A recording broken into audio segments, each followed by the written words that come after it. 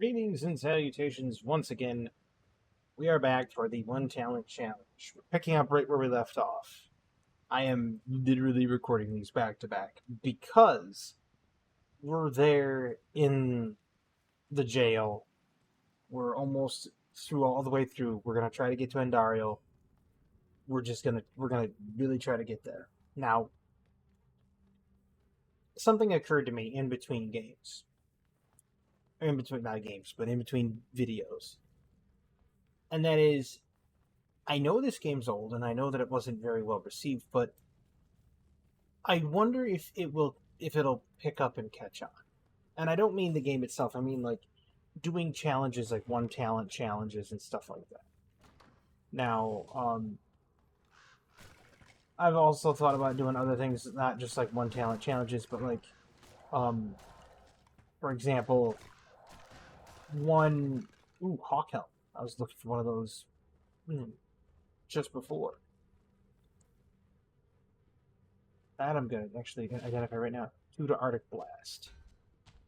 Not the greatest, but we'll take it. I mean, it gives us an option. Gives us a DPS option. So anyhow, what I mean is, I know this game wasn't very well received, and I think that wasn't well received because they're just like, oh, it's a Blizzard remake. And Blizzard was doing it to get money. Well, of course, they're a company. Of course they're going to do it to get money. But I think if people did a one talent challenge or did some other sort of challenge, it might actually pick up some steam and some people might actually play it some more. And I'm hoping they do because, honestly, it's not a bad game. The remake actually made it look very nice, and it plays well. And so, I mean, I hope people pick it up and start playing it more and more, personally. Because I don't mind it, I think it's a great game. But I enjoy doing things that are challenging like this. I like trying to push the boundaries of my skill. I like trying to push the boundaries of, how I play games. And I do the same thing in every game, including the VGC, which I mentioned in the previous video. Even in Pokemon VGC, I go and I make oddball builds.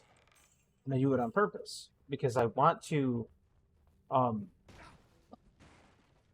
be able to see if I can not really break the meta and not really redefine the meta, but just shake it up,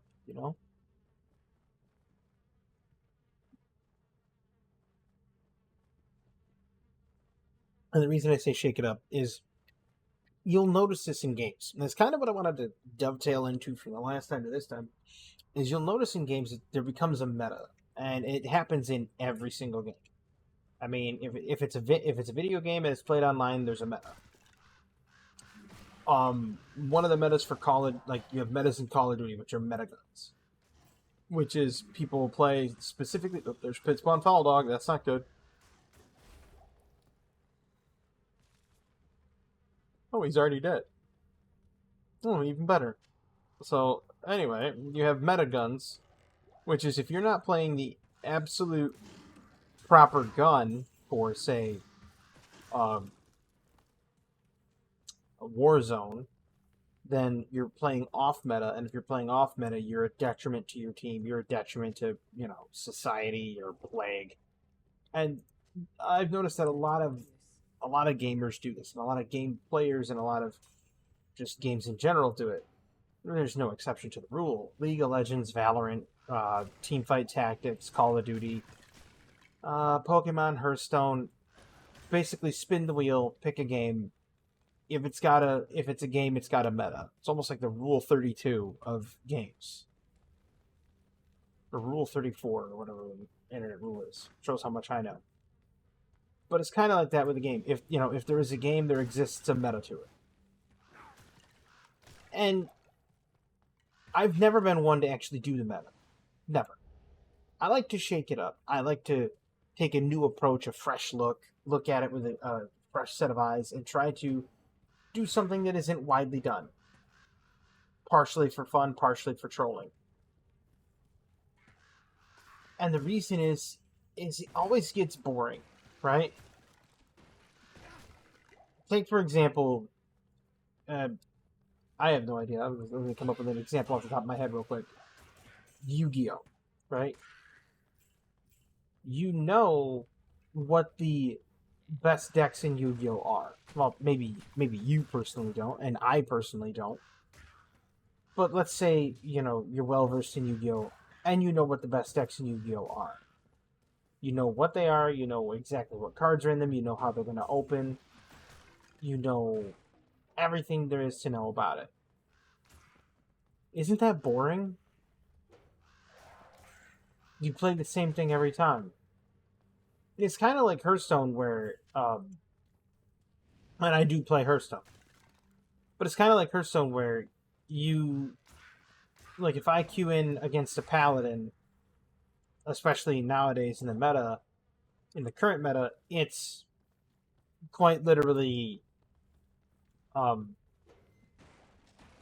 what's this called? Flood Paladin. So if I queue against a paladin, it's Flood Paladin. They flood the board, play Crusader Aura, win. Okay, wonderful, awesome. Not really fun, because you already know what's going to happen. There's nothing unpredictable. And there's no unknown. And people say, well, why do you want the unknown? Because the unknown is fun. This is why people embraced Yogg-Saron in Hearthstone. Because of that unknown factor. It's like, oh, well, is he gonna cast Fireball, and is it gonna hit my face? Is it gonna hit the enemy's face? What's gonna happen when I play this Yogg-Saron? What's gonna happen when I play, Yogg in a box?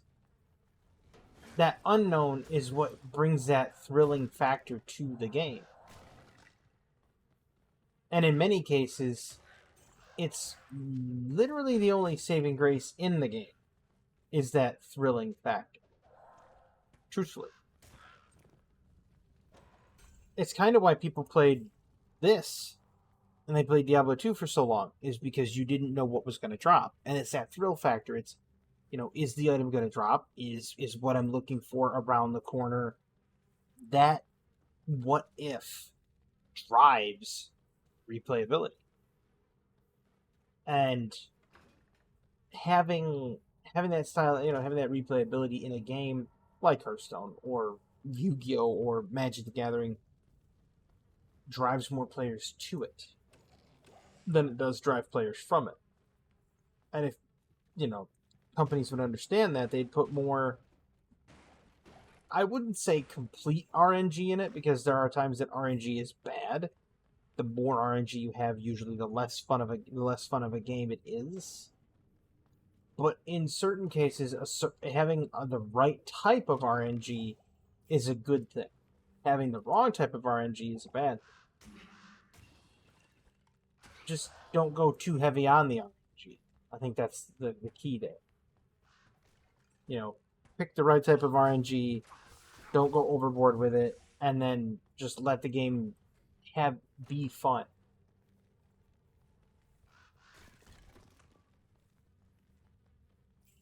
And I think that's, I wouldn't say crucial to a game's success anymore, because there's plenty of games out there that are a success. One, for example, is Dungeonborn. It's a free-to-play game, and they say it's, pretty fun. I haven't played it yet. I kind of want to get into it, but I don't know yet. I didn't know if it would translate well to a video. That might be something I play on stream at some point. But it's just something I'll tinker around with and look into. If it works well on a video, then I guess I can make it. But I think I would be way too apt to call it Dungeon Bjorn, and then start making like Swedish chef jokes from what's this called there? I'm trying to think of the name of the show. Muppets. Swedish chef from the Muppets. I think that would be my issue. Is I would just like wholeheartedly invest in the whole Swedish chef and get the whole accent going to be like, you know, that kind of thing. If you don't know the Swedish Chef, you don't know the Muppets, I fear you've missed out on a great year, great era of television. Though, to be fair, the Muppets have been around for quite some time. Or Ravens. And that's only because I can. That's actually only because I have to. But they're working out well. I mean, I can't really hate on the Ravens right now. They're just winning. They give me, what, 25 hits for 33 to 48 damage? I mean, even at just 20 hits, it's 660 damage. They do a lot. And admittedly, they could probably carry you all the way through normal. Between it and a mercenary, might not even have to really work hard at killing, Bale or anything like that. Actually, I probably will have to work hard at killing Bale. Bale's not a joke. His ability to put those little tentacles through the ground and everything, that's going to be the problem. Because the Ravens will get stuck on it. The Ravens will sit there and attack it and not put forth an effort into actually going after Bale.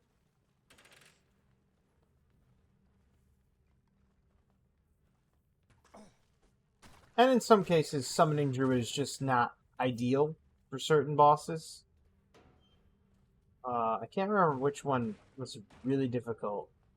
I know that when I get the Edge Bow, the summons are just ridiculous.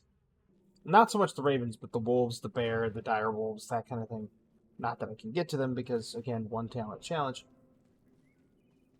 But they're just ridiculous. Just absolutely absurd because the Thorns damage is so high. And they just stand in front of mobs and just eat. The mobs just kill themselves on Thorns.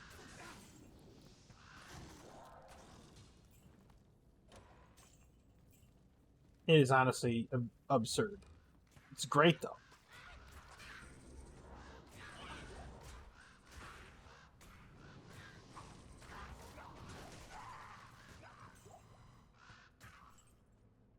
Ooh, a wolf head. I like that wolf head. I can imbue that. That's exactly what I'm looking for. Exactly what I'm looking for. Greetings. And I had to wait for confirmation? Really? Good day. Faster hit recovery. That's got poison resist. I kind of need that. It's got lightning resist. I'll just ditch it. Doesn't really matter. It's not a bad weapon. It's got mana after each kill. I kind of want the damage there. So I'm gonna go with Imbue and shove the wolf head in there. Give me something good. Give me plus to wolves. Plus to Molten Boulder and plus to Werebear. Better than Arctic Blast.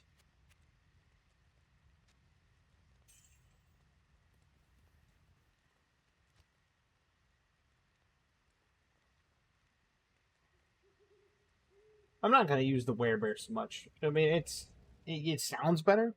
It's like, oh yeah, I get more health and I get some more defense.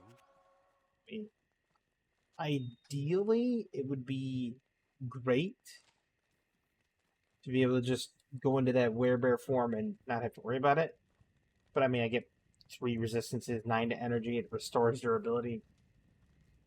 Not bad. It's a good pickup. It's a good imbue. Don't know why I'm putting my money away. If I die, it's gone anyway.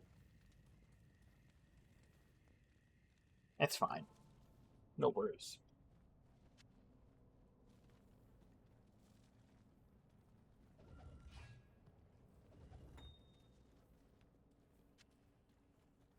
Then there's Bone Ash out here. I think he's immune to cold, immune to poison. Nope, just immune to cold. Okay, he exploded. That was just not even fair. Poor Bone Ash was just like he was prepped and ready. He was coming right up. He wanted a piece of the action, and then all of a sudden he just exploded.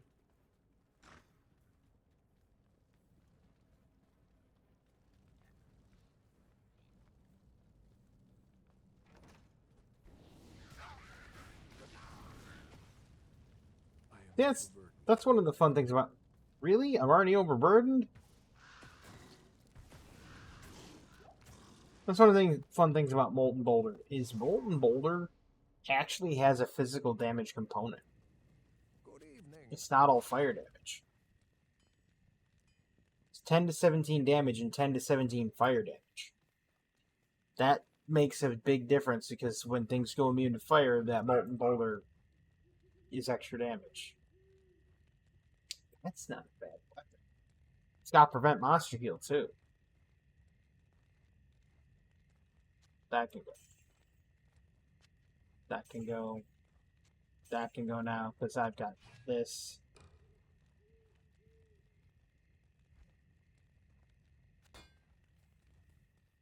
I mean, yeah, I'm not supposed to be walking up and hitting things. But, you know, in Act 1, on the one talent challenge, you kind of gotta smack them.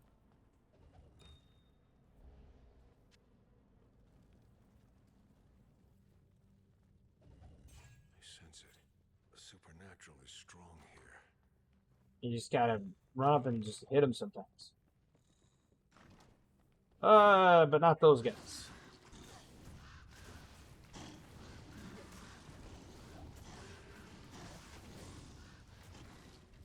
What are you doing, woman? Get out of there. Eliza. She just walks out there like, oh yes, I'm perfectly fine. Gets a curse on her, and then all of a sudden starts just dropping dead.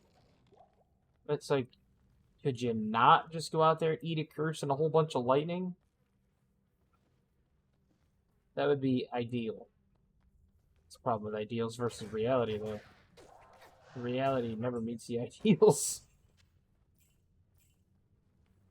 It's like reality is Eliza goes out there and it's just YOLO face plants right into a whole bunch of enemies. It's like you're ranged. What are you face planting into the enemy for? It's like in League of Legends when you know the enemy has a Warwick and then all of a sudden you're just face checking every bush like they don't have a Warwick. You're like, hey, is he over here? You just kind of peek in the corner and you're like, say, is that Warwick in the woods over here? And then you just get destroyed.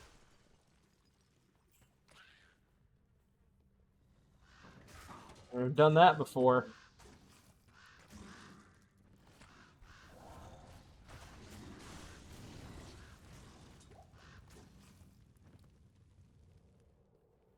Oh, I mean, I've made many playing games over the years. Many misplays. I'm also gonna tell you right now that I don't want to. I'm not gonna use a portal on Andariel. I'm gonna try to not use a portal on Andariel at all.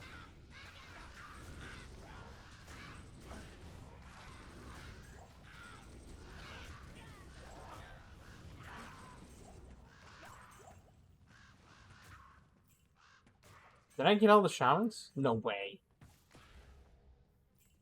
No way I got all those shamans.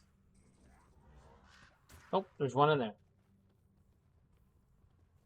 Oh, okay, the bird's got it.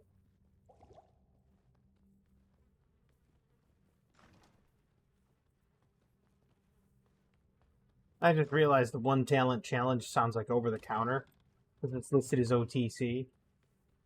Which then reminds me of the whole Game Grumps bit where they're talking about like Larry the Cable Guy, you know, pushing Prilosec.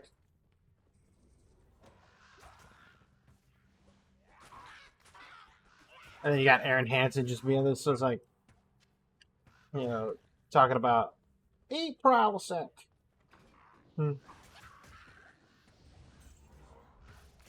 If you've never seen that Game Grumps, check it out. Oh, jeez, check it out. It's older, but it's totally worth it.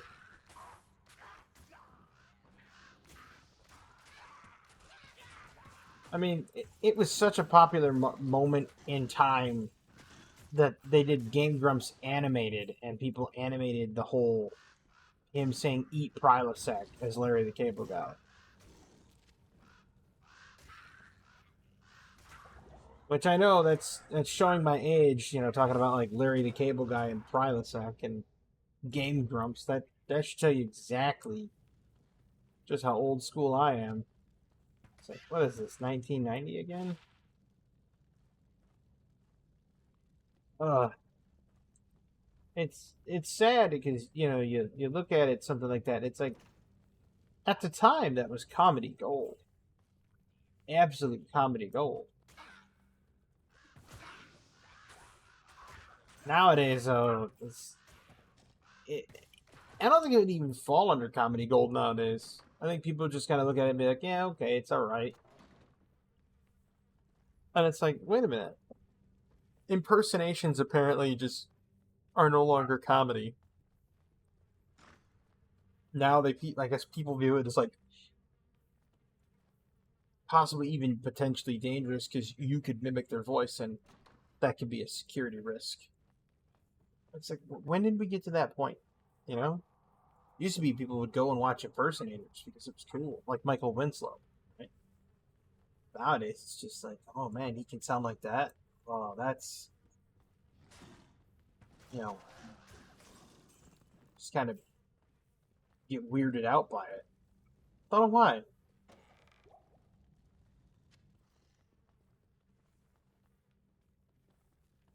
Sometimes you just want people to be like, stay a while and listen. It is certain that we face the demon Andariel, and that we are heading toward the burning hells. It is up to you to face down all of the prime evils. Where did I put my hat? Deckard Cain seems like he would be the type to have dementia. Like he'd be the first one to like start going completely insane. Whoa.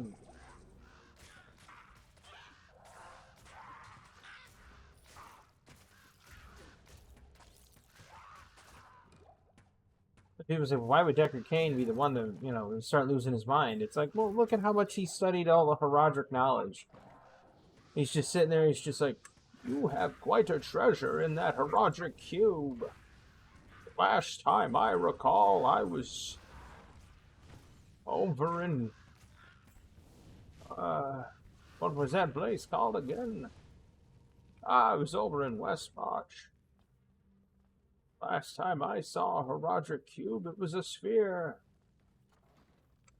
You know, he just loses his mind. He goes down the delightful rabbit hole of, you know, okay, Uncle Deckard, that's enough Herodric scrolls for one day. Leah starts walking him away. He's just kind of gazing off into the distance. His eyes are just glassed over, and he's got that parking lot stare, and he's like, I remember I had a niece. And Leah's like, yeah, that's me, Uncle Deckard. Leah, is that you? That can't be. You became Diablo. No, Uncle Deckard, that was one of your hallucinations again. Where's my bran muffin?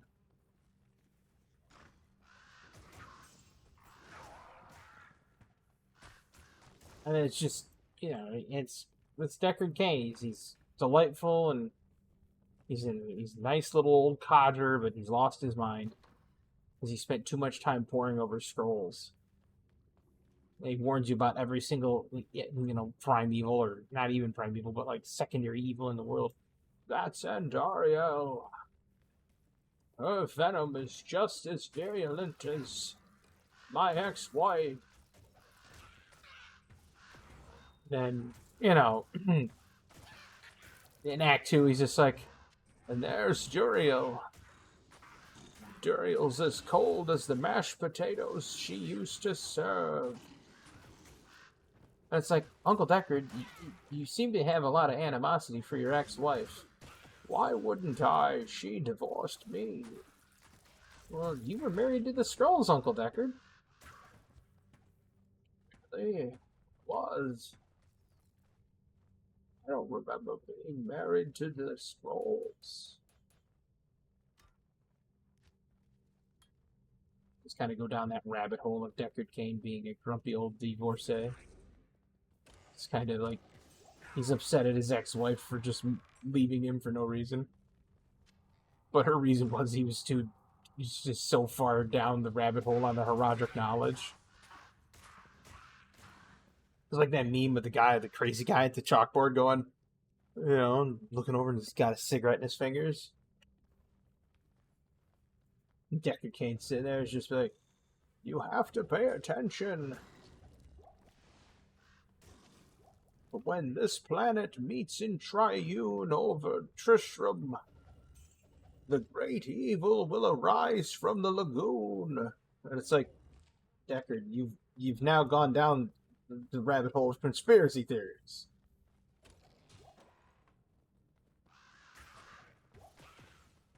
He just kind of looks at you with that,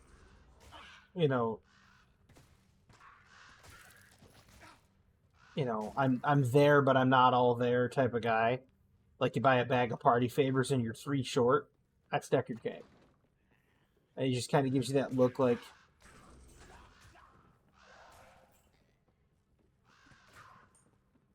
and you're wondering if he's really gone off the reservation or if it's just just your mind, your perception that he's gone off the res. Meanwhile, he just glances at you. He's like, it's not a conspiracy theory if it comes true. It's like, Deckard, you kind of losing it there, buddy. Just kind of come on back to us, Uncle Deckard.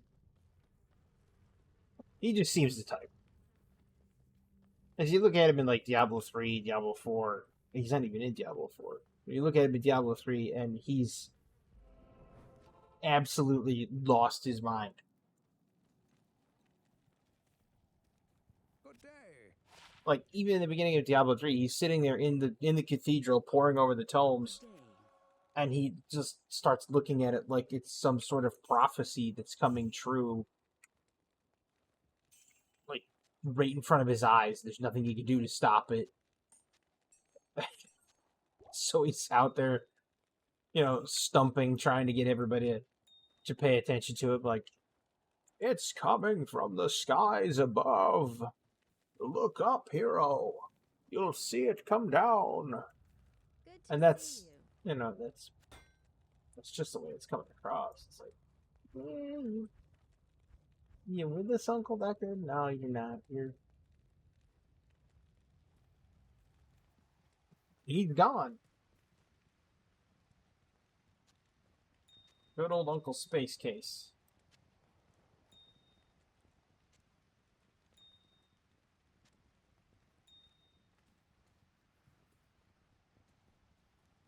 Greetings. Like, if you listen to him and say, like, Heroes of the Storm, he says something about, like, the Ishvalan massacre or something like that. And it's like, what have you watched, Deckard? I mean, I have not seen this many deaths since the massacre at Ishvala. It's like, why were you just sitting there watching it, Deckard? Like, what is wrong with you, man? You just decided not to help the people, the Ishvalan people? You're just like, nah, they got it.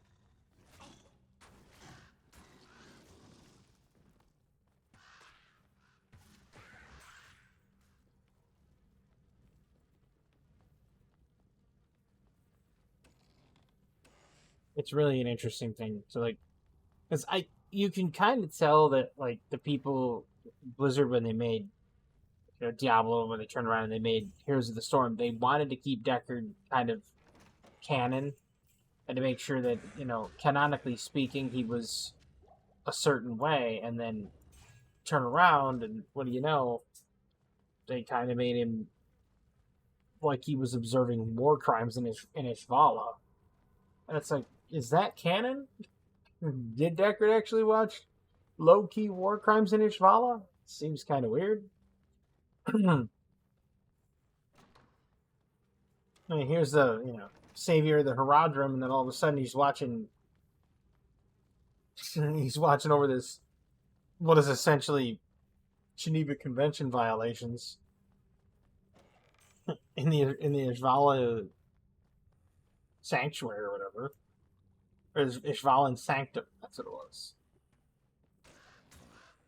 Just seems kind of weird that he went from like mild mannered scholar to, hey, come check this action out. There's these people in Ishvala, and they're just kind of getting hammered to pieces by somebody. It's a little weird, Deckard.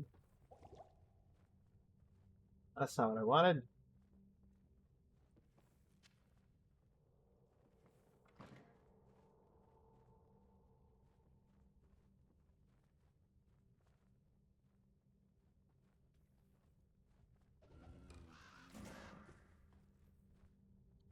Friend in Vietnam uh, messaged me, and it's kind of funny because they're talking about how it is there in Vietnam, and I sent him a video earlier about what it is here and how the streets are like really empty.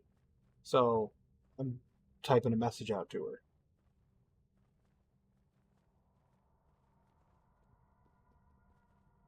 Which is kind of funny because of how few people are here. There's only like 500 in the entire area. So it's like one city block in Vietnam.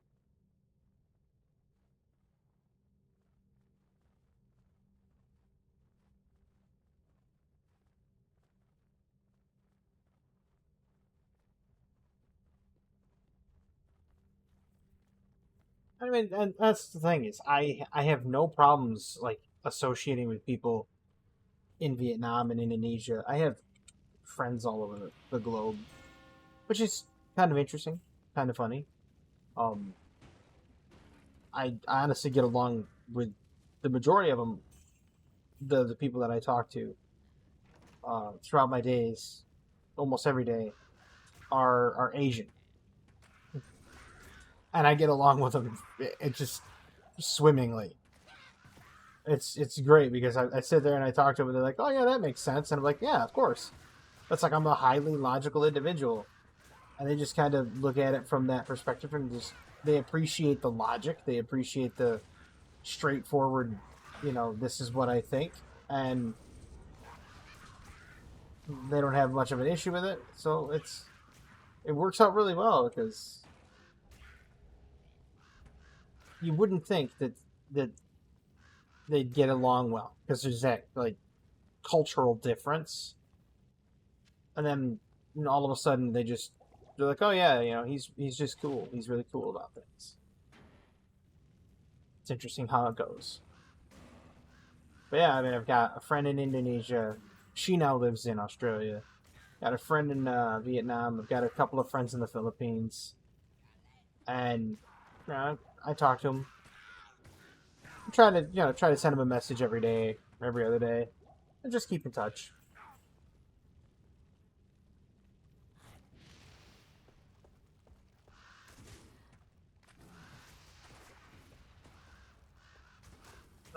Okay, so the Ravens are kind of very strong. Okay, so the Ravens are extremely strong.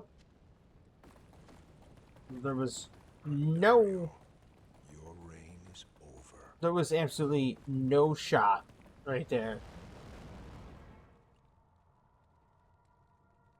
That was nutty. Absolutely nutty. And Dario's death brings around blah blah blah blah blah blah. Good day. Let's see. 4 mana after each kill hit blinds target. Yup, sign me up. I can't imbue anymore, so there's nothing there.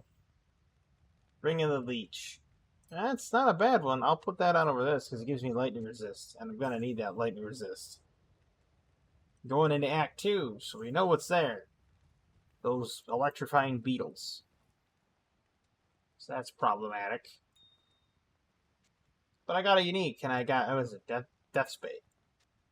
Thought it was Death Spade when I saw the axe. I was like, wait a minute, that's Death Spade, isn't it? But I didn't want to say it and look like a fool. So I was like, shh, keep it to yourself. Don't say it. Because if you say it, people are going to look at you and be like, what an idiot. Believe me, been down that road before too. Get it a lot. Good to see you. It's good to see you too, Deckard. It's I'll be quite back to the good use. turn around. I don't know if I want that. I already have one. Don't really need another. Charcy, that's old. Deckard said the same thing. Ooh, amplify damage and lifesteal? And I can put that on an Act 2 mercenary? You don't say. You don't say. Yes?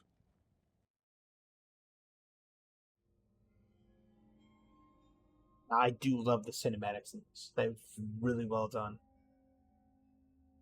And I'm glad that they kept the original voice actors.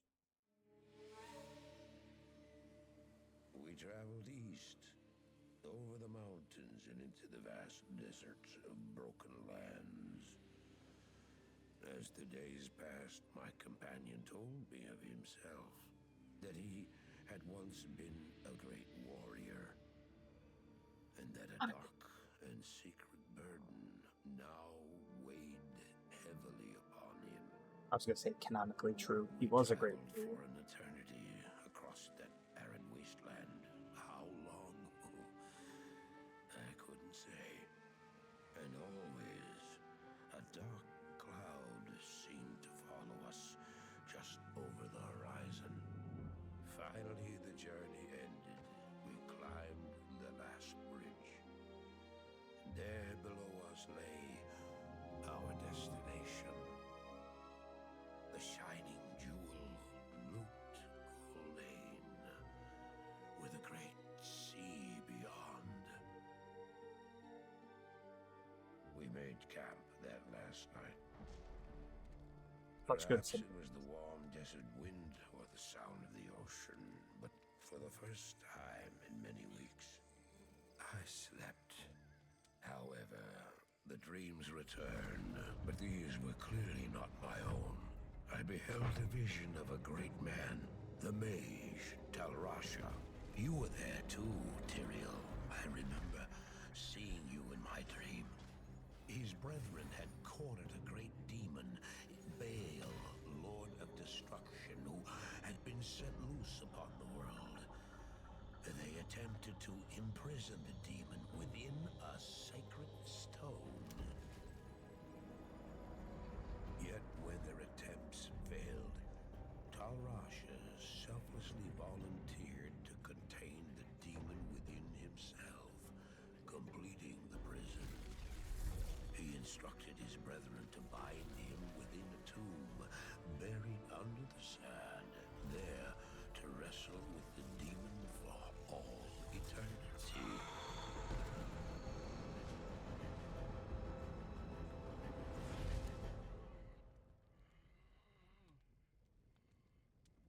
Now you know what I seek, Marius. This is my brother.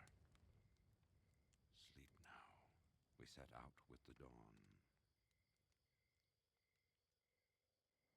Think about that. The next morning, we walked over the hill toward Loot Gulane. I had no idea then of the horrors that were in store for me there. Think about that. Think about Talrasha.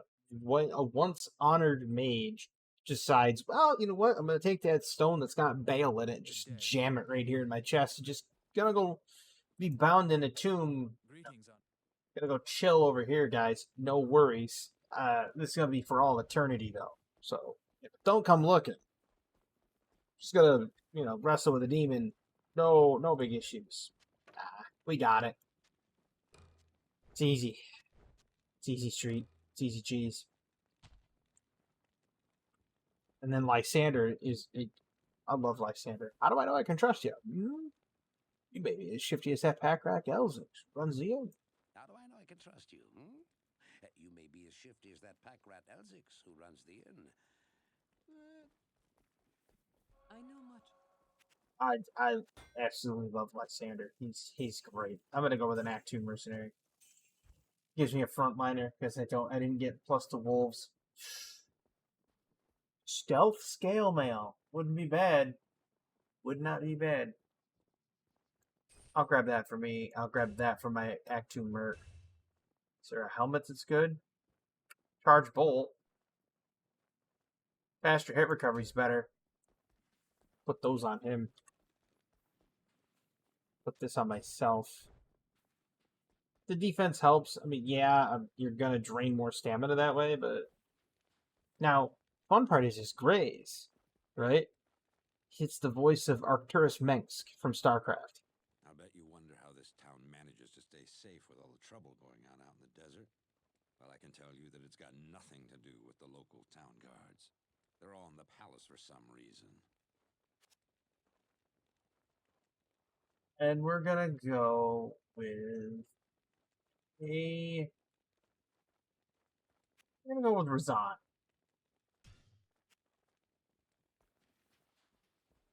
Now I have a frontliner. I'll put that to good use. I'll put that to good use. I'll put that to good use. There. Got a good frontliner. He's got a spear. He's got amplified damage on striking. He's got faster hit recovery. He's got lifesteal. He's geared to the nines.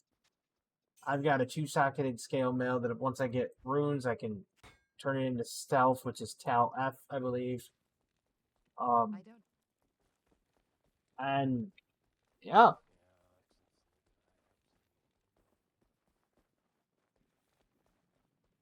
that is going to be the end of it this time.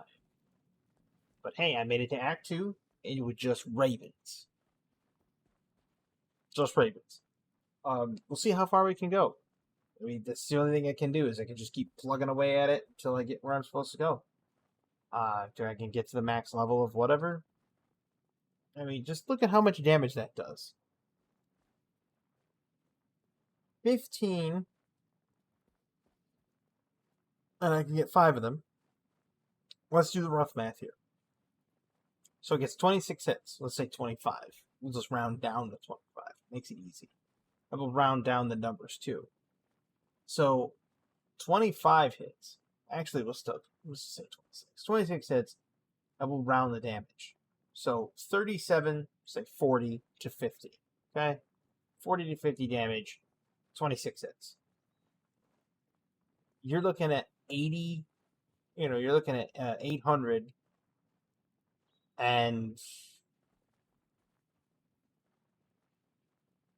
so 1,040 at the low end. And at the high end, you're looking at 1,000, 1,200, 1,300-ish, give or take. Just a ballpark figure. So you're looking at, 1,020 ballpark, 1,050 ballpark to 1,300 ballpark per Raven, and you get 5. And that's not even max yet. There's still 5 more points to put in there. And these don't give any bonuses to Ravens, but these give bonuses to these. So when I start getting these in Nightmare, because I'm restricted to 1, start getting these in Nightmare, I'm going to get tons of damage per level. And then I can get this in Hell, and then I get tons of life per level. Because this gives life to the dire wolves. But that is going to do it for me. I was going to do save and exit. I shouldn't have even tried it. But anyway, that's going to do it for me tonight. On this video, I hope everybody has one fantastic evening. I hope everybody enjoyed it. First and foremost, I enjoyed it. I enjoyed doing the whole Deckard Cain voice. I enjoyed going off on my little tangent about Deckard Cain. I had a great time, and I'm glad I defeated Andariel, and I'm in Act 2. I've never actually tried this with a druid. I've tried it with an Amazon, which is pretty easy. if I had to say it, Amazon is one of the easiest. Druid, Sorceress, Barbarian are some of the hardest. Necromancer's kind of easy.